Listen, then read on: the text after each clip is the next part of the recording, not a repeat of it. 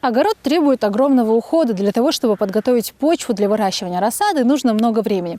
И вот во время карантина, когда все должны оставаться дома, семья Арсакаевых поняла, что это отличное время для работы на огороде. О своем хозяйстве они мечтали давно. Из-за работы уделить должное внимание такому хлопотливому делу не удавалось. Но год назад семья подготовила землю и теперь с радостью засеивает семена. В прошлом году мы посадили картошку, посадили огурцы, болгарские, вот это баклажаны, это все посадили.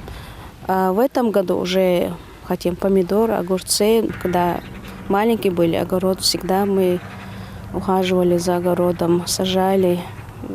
И желание. В связи с карантином сейчас я свободна и начала исполнять свои желания. В огороде вместе с Лизой вся семья. Дети с удовольствием проводят время на свежем воздухе, примеряя роль садоводов.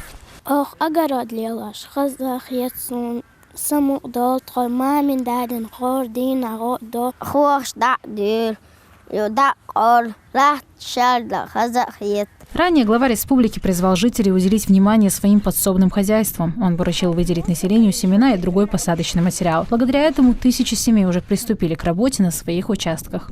Земледелие и садоводство – нелегкий труд, но тем он и ценнее, особенно в исламе. Например, плодовые деревья приносят пользу верующим в обоих мирах, поскольку посадка деревьев относится к непрерываемой милостыне, которая называется садака джария. Амина Шагириева, Магомед Бачаев, Джабраил Синеев. Неделя.